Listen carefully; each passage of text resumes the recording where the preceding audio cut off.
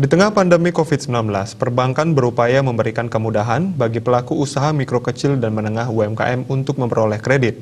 Salah satunya mengenalkan platform digital kredit mikro yaitu pinjaman tanpa ribet.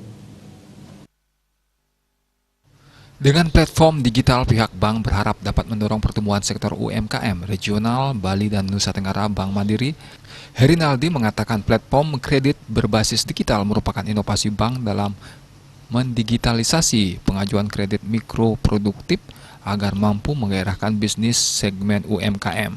Dengan berbasis digital memberi solusi kepada nasabah karena proses cepat sehingga mereka tidak perlu direpotkan dengan permintaan data dan dokumen. Melalui aplikasi ini, tenaga pemasar mikro dapat langsung memproses pengajuan kredit melalui smartphone kepada nasabah dalam waktu yang lebih cepat, yaitu hanya 15 menit setelah tenaga pemasar mengajukan data debitur. Aplikasi ini juga dapat melayani pengajuan kredit mikro produktif baru maupun top-up kredit mikro produktif existing. Nasabah maupun masyarakat juga tidak perlu mendatangi kantor cabang untuk mengajukan kredit mikro, sebab melalui aplikasi ini, tenaga pemasar mikro mandiri yang saat ini berjumlah lebih dari 6.700 orang yang tersebar di seluruh Indonesia dapat memproses kredit langsung dari lokasi nasabah berada.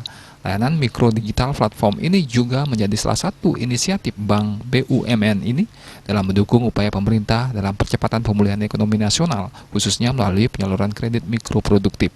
Sejak 2008, Bank Mandiri telah menyalurkan KUR kepada sekitar 1,65 juta debitur dengan jumlah kredit mencapai 97,65 triliun. Selain KUR, selama 2020, bank ini juga telah menyalurkan KUM kepada 301.453 debitur dengan nilai 13,2 triliun. Khusus di wilayah 11, bank telah menyalurkan KUR 1,9 triliun kepada 7.037 debitur dan KUM 326 miliar kepada 27.230 debitur per Mei 2020. Suardike Bisnis Bali melaporkan.